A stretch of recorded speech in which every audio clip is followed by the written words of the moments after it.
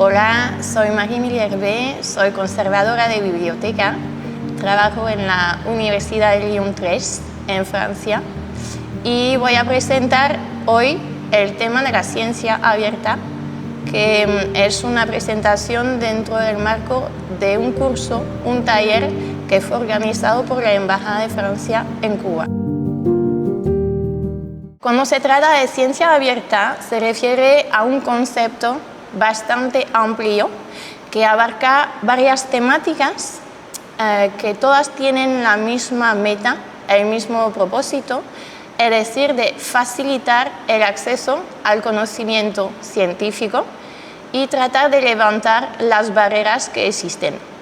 Cuando se trata de conocimiento científico, se trata de publicaciones, por supuesto, pero se puede tratar también de datos, de cuaderno de laboratorio, que son una subcategoría de los datos científicos. Se puede tratar también de la evaluación abierta de las publicaciones, es decir, la revisión por los pares. Se puede tratar también de los recursos educativos abiertos, que consisten también en un pilar de la ciencia abierta. Y también se puede tratar del tema de la divulgación de la ciencia, es decir, esa capacidad de simplificar conceptos complejos usando un lenguaje sencillo sin perder la cientificidad para llegar a un público que no es un público académico. Cuando mencioné el hecho de que todas esas políticas públicas tienen como propósito de levantar las barreras al conocimiento, hay que ver cuáles son esas barreras. Primero, se puede tratar de barreras económicas, en el sentido de que en esas últimas décadas el precio aplicado a las revistas científicas han aumentado de manera drástica.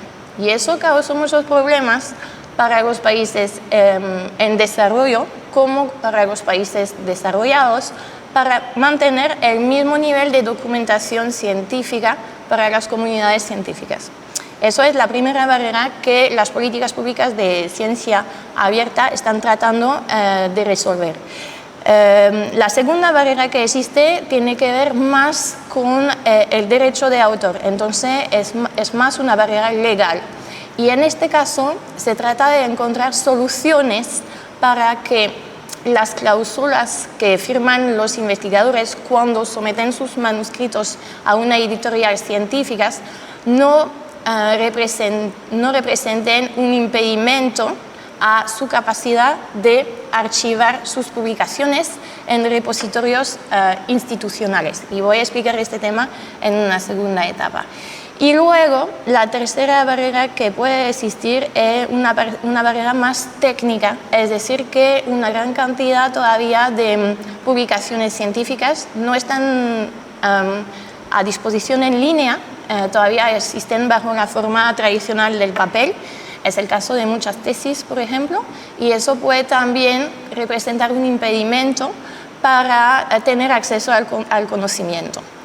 Esa voluntad de llegar a un acceso más amplio al conocimiento científico requiere que hagamos un pequeño rodeo histórico para entender de dónde vienen esas ideas y cuál sería el marco ideal para que el acceso al conocimiento fluya sin impedimento y para que también el conocimiento científico se mantenga como un conocimiento de calidad. Podemos referirnos a un pensador norteamericano que se llama Robert King Merton, un sociólogo que hizo un trabajo muy interesante que sigue teniendo mucha influencia sobre cómo las políticas de ciencia abierta se desarrollan hoy en día, en el sentido de que él definió un marco que se apoya en 4 valores. Cuando se trata de ciencia abierta, se trata de normas y de valores de la ciencia. Él escribió un ensayo en 1942 que se llama La estructura normativa de la ciencia y que desarrolla 4 ideas. La primera idea es decir que la ciencia debe apoyarse en la noción, en el principio de desinterés, en el sentido de que un investigador que publica un artículo, no debería recibir en contrapartida un pago por parte de la editorial para no crear conflictos de interés. El segundo principio que menciona él es la noción de escepticismo organizado. Eso es la condición, la garantía para mantener una ciencia de calidad, en el sentido de que cualquier publicación debería ser sometida a la revisión por los pares y a un diálogo científico. El tercer principio que menciona él es la noción de comunalismo. Antiguamente se refería al comunismo y luego cambiaron la noción para adoptar una noción menos controvertida, vamos a decir, que se llama el comunalismo. A través de esa noción se trata de ver la ciencia como un bien común, en el sentido de que todos los conocimientos deberían ser compartidos de manera muy amplia, con una noción de progreso social.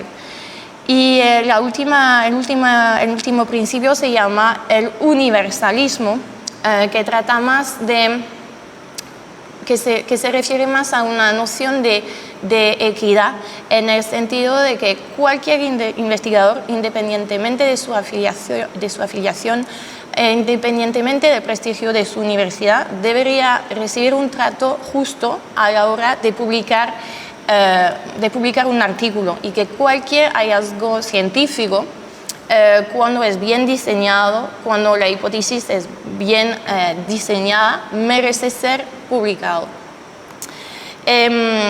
Aparte de esas nociones teóricas o filosóficas casi que respaldan la ciencia abierta, se puede también mencionar cómo esas ideas teóricas después han influenciado el proceso de adopción de textos políticos que han fomentado la puesta en marcha de políticas de ciencia abierta. Yo voy a mencionar solamente 4 textos: la Declaración de Budapest, Declaración de Bethesda, de Berlín y de Barcelona. Es bastante fácil memorizar esos 4 textos porque se llaman los 4B. Y tienen bastante importancia en el sentido de que han como puesto jalones que definen hasta hoy en día cuáles son los principios más importantes y cuáles son los derechos que los científicos tienen en el marco de esas políticas. La primera cosa que se podría mencionar en la Declaración de Budapest, adoptada en 2002, es el derecho para cualquier investigador de autoarchivar sus publicaciones. Eso quiere decir utilizar archivos institucionales para depositar sus manuscritos, incluso cuando son artículos que proveen de revistas pagadas, bajo la condición muy a menudo de respetar un plazo de embargo. Eso es una primera condición. El segundo principio que fue desarrollado en esta Declaración de Budapest es la posibilidad de depositar también preprint, es decir, una versión del artículo que corresponde a la versión antes de la revisión por los pares, y eso permite, cuando un científico deposita ese tipo de texto, de acelerar el proceso de publicación. En cuanto a la Declaración de Bethesda, esta declaración fue más influenciada por las editoriales privadas,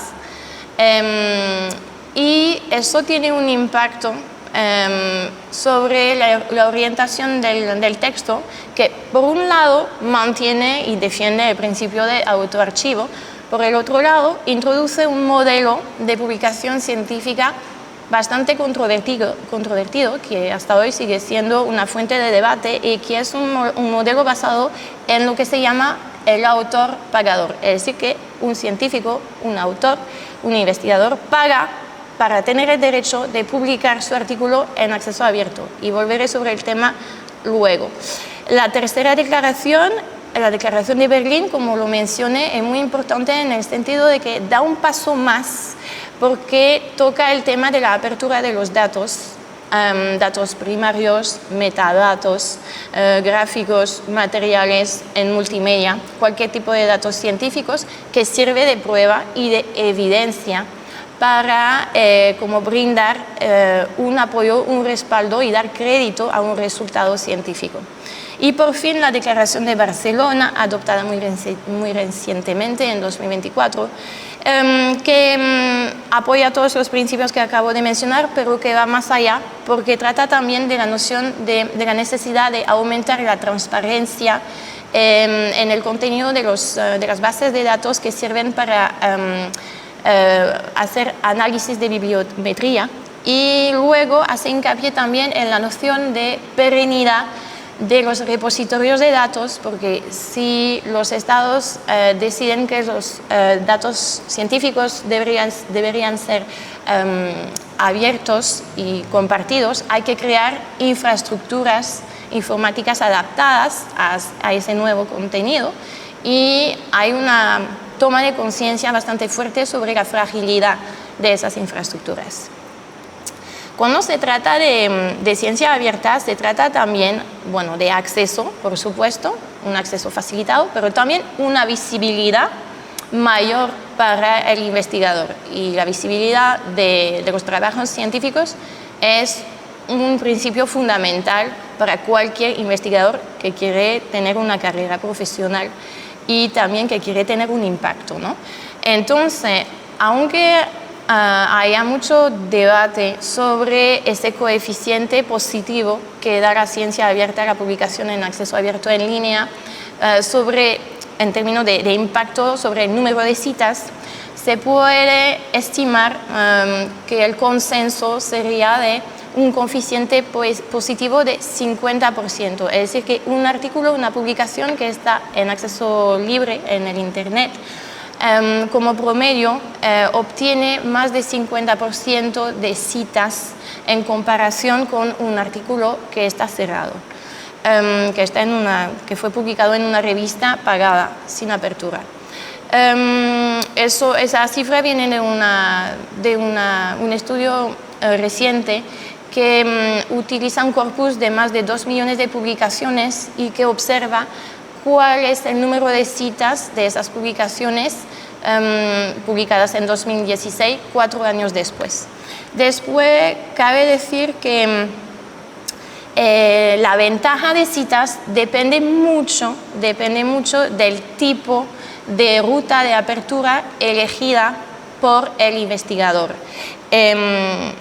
Esos últimos años hemos hablado mucho, porque fue una fuente de preocupación, del fenómeno de la depredación científica. Cuando se trata de depredación científica, se trata de revistas en acceso abierto, pero que no tienen nada de científico, ya que son revistas creadas por empresas fraudulentas que pretenden publicar artículos de calidad con una revisión por los pares, cuando no es el caso. Y cuando un investigador es engañado y publica en una de esas revistas, en 60% de los casos no obtiene ninguna cita. Cuando dije que la ventaja de cita dependía mucho de la ruta de apertura elegida, cabe decir que hay al menos 3 vías diferentes de apertura de las publicaciones. Algunas son lucrativas, otras no lo son. La ruta más común hoy en día, sobre todo en Europa y en Estados Unidos, no es el caso en América Latina, que ha elegido otro camino, pero en Europa y en Estados Unidos la mayoría de las publicaciones que están en acceso abierto dependen de un modelo que es el modelo dorado, se llama la Vía Dorada. Es un modelo que nació a los principios de los años 2000 y que es basado, como lo decía, en el modelo de autor-pagador. Los gastos que los laboratorios deben pagar para publicar en este tipo de revista puede oscilar entre $500 y hasta $9.500. Ese modelo también ha desencadenado un debate sobre el buen uso del dinero público, en el sentido de que muchas de las revistas tradicionales, antiguamente disponibles a través de una suscripción, se mantienen como tal, pero proponen una apertura puntual de los artículos bajo la condición de pagar un gasto que se llama en inglés Article Processing Charges.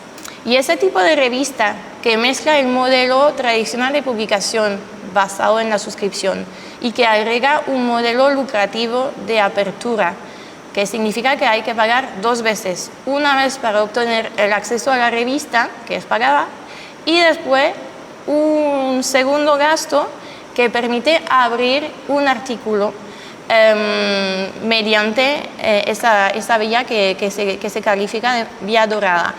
Ese tipo de modelo comercial corresponde a lo que se llaman las revistas híbridas. Y esas revistas híbridas inicialmente hubiesen debido ser una transición entre el acceso cerrado y el acceso abierto. Hoy en día lo que se puede observar es que no han desaparecido y que han provocado un debate sobre el gasto público. Luego, la segunda vía, y después voy a presentar 2 vías que no son consideradas como lucrativas. La vía verde, que está basada en el uso de archivos institucionales.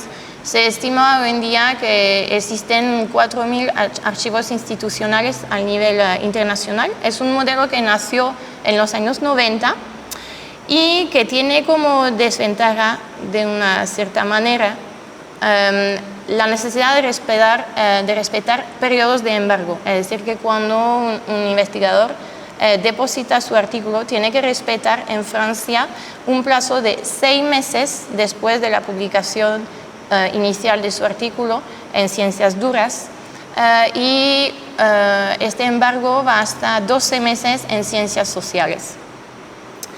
Y el tercer modelo que quería mencionar es el modelo diamante. Esta noción de modelo diamante, la terminología, fue inventada por una matemática francesa, Marie Farge, que quiso utilizar esa expresión como una especie de forma irónica para hacer una oferta alternativa a la oferta dorada o gold en inglés. Nació este modelo que vamos a decir que pertenece a la comunidad académica. Es un modelo basado en la gratuidad, tanto para los lectores como para los autores. Pero eso quiere decir que necesita un apoyo institucional basado en subvenciones públicas. Hay otras rutas que existen también, que solamente voy a mencionar rápido. El modelo bronce, que es un modelo que depende de las editoriales, cuando las editoriales ellas mismas deciden cuáles son los artículos que deben ser publicados en acceso abierto y cuándo estarán en acceso abierto en su sitio. Y luego el último modelo se llama Subscribe to Open en inglés.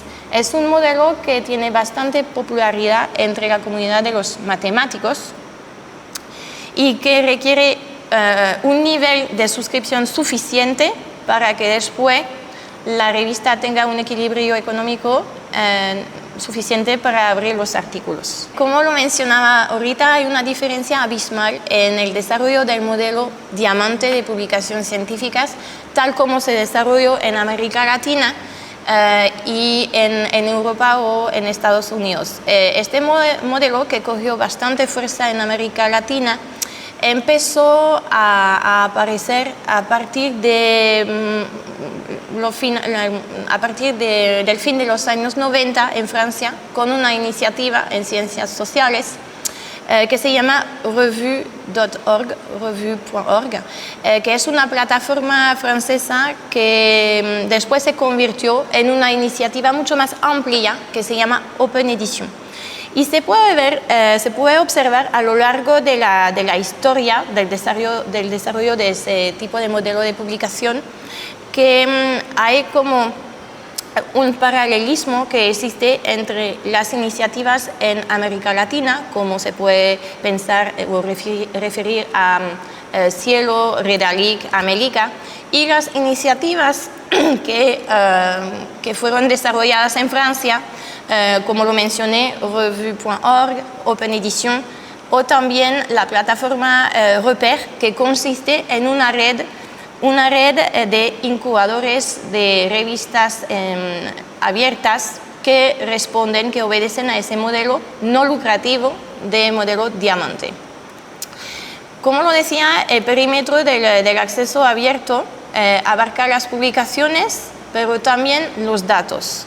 Entre los pensadores de la ciencia abierta, cabe mencionar la figura de Peter Suber, que es un filósofo norteamericano y que escribió un libro fundamental que se llama Open Access en 2012, en el cual explica que los investigadores quieren tener acceso de manera muy amplia al conocimiento, incluso si se trata de resultados falsos o incompletos, si se trata de argumentos, evidencias y discusión. Y eso quiere decir que cuando un investigador necesita explorar un tema, necesita tener acceso a las publicaciones, pero también a los datos que sean positivos o negativos. A través de la noción de datos negativos se refiere a un resultado que no permite comprobar la hipótesis inicial, y también tener acceso a la discusión. Eso quiere decir tener potencialmente acceso al contenido de la revisión por los pares del artículo. Acerca del intercambio o de la compartición de datos, vamos a decir que es el segundo pilar de la ciencia abierta, que hasta ahora no hay un acceso universal a los datos científicos, pero cabe mencionar que unas disciplinas fueron consideradas como pioneras de la apertura de datos.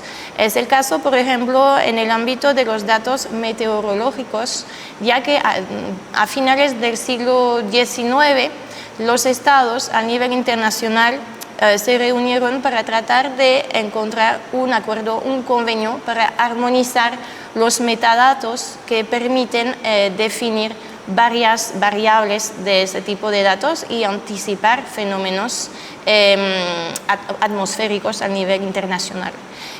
Otros ámbitos científicos como la cristalografía, la astrofísica, también la genética, son consideradas como áreas científicas en las cuales la apertura de datos se desarrolló desde muy temprano.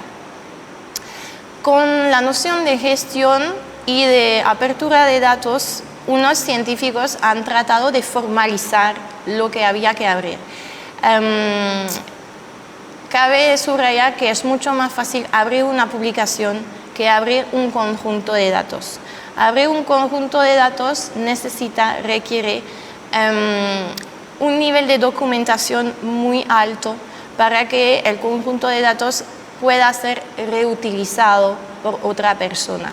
Y entonces, cuando se trata de formalizar la documentación de un conjunto de datos, se trata de aplicar o de respetar una serie de criterios que la comunidad científica suele llamar los datos FAIR. Es un acrónimo anglosajón que se refiere a la noción de findable, accessible, interoperable y reusable. A través de esos criterios, eso quiere decir que hay que adoptar metadatos que sean numerosos y relevantes también, para facilitar la búsqueda de conjunto de datos. Hay que también atribuir un identificador permanente que permite encontrar en línea el conjunto de datos en cualquier momento de manera sostenible, aunque haya cambios, por ejemplo, en el nombre del sitio donde el conjunto de datos estaba depositado. Lo que se recomienda también es que los datos sean legibles tanto por seres humanos como por computadoras, para facilitar después análisis posteriores utilizando equipos informáticos. Lo importante también es atribuir al conjunto de datos una licencia. La licencia es la condición legal para que el productor de un conjunto de datos indique a otra persona cómo puede reutilizar sus datos, si lo puede transformar, si lo puede reanalizar, si lo puede compartir de nuevo después. Tal como lo hemos visto a través de las publicaciones y cómo la apertura de publicaciones trae más citas para los autores, hemos observado el mismo fenómeno con la apertura de datos. Se estima que en general un artículo que es asociado, que asocia datos, generalmente trae 25 más citas, un 25% más citas que un artículo que no tiene datos. También lo que puede sorprendernos es que esta ventaja de citas se repercute también sobre los artículos que son publicados en revistas que tienen un factor de impacto bajo, y varios estudios demuestran que un artículo acompañado de datos y publicado en una revista menos prestigiosa obtiene, tras un plazo de 3 años, más citas que un artículo sin datos publicado en una revista prestigiosa con un factor de impacto más alto. A través de la noción de apertura de datos, esta noción novedosa ha traído también la publicación de nuevos formatos de publicación científicas que se llaman los data papers, entonces artículo de datos, que proponen la descripción de datos en vez de informar una investigación o sus conclusiones. Y eso tiene varias ventajas en el sentido de que permite producir datos de calidad a través de una revisión por los pares, y también ofrece una paternidad a los autores que pueden recibir citas ulteriores a través de esos artículos e integrarlos en su record científico. La valoración de datos, aparte de lo que acabo de mencionar a través de los artículos de datos, puede también apoyarse en los repositorios de datos. Hay miles y miles de repositorios de datos institucionales o temáticos que existen a nivel mundial. Como lo mencioné ahorita, algunos de esos repositorios pueden ser frágiles en el sentido de que dependen de un proyecto y de una cantidad de dinero público limitado en el tiempo. Por eso, los investigadores, a la hora de elegir el repositorio en el cual van a depositar sus datos, tienen que elegir un repositorio de confianza. En Francia hemos publicado una herramienta que facilita la selección de este tipo de repositorios. La herramienta está libremente accesible en línea y expone una serie de 50 repositorios temáticos que respetan varios criterios de calidad, como garantía de perenidad, garantía de moderación de los datos, como atribución de identificadores permanentes. Hay entre los 50 repositorios que son propuestos, hay disciplinas como biología o ciencias ambientales que proponen una oferta amplia de repositorios, mientras que otras disciplinas no tienen tanta oferta y todavía se puede observar una disparidad bastante importante en función del campo científico. Entonces, si tuviésemos que sacar conclusiones sobre las 2 décadas de ciencia abierta que han sido puestas en marcha, se puede decir primero que el objetivo del libre acceso a las publicaciones científicas no está cumplido, en el sentido de que una estimación de 50% de la literatura científica publicada entre 2000 y 2020 está en libre acceso. Entonces todavía falta una gran parte del camino. Entre las disciplinas menos abiertas se puede destacar que disciplinas como la historia en ciencias sociales todavía se quedan bastante cerradas. También en ciencias duras, una disciplina como las ciencias de ingeniería no propone una tasa de apertura muy alta. También en términos de modelo, el modelo económico que respalda la apertura de publicaciones todavía se apoya muchísimo en el modelo lucrativo, modelo dorado, como lo he descrito. Es verdad que América Latina es una excepción en este paisaje. Por un lado, los países de América Latina han llegado a una cooperación al nivel académico para desarrollar plataformas con buena reputación. Por el otro lado, se puede observar que en el ámbito de la apertura de datos o del almacenamiento de datos, los países de América Latina todavía carecen de las infraestructuras adaptadas, mientras que en Europa y en Estados Unidos las comunidades científicas pueden beneficiar de plataformas de aperturas de datos. Muchas gracias por su atención.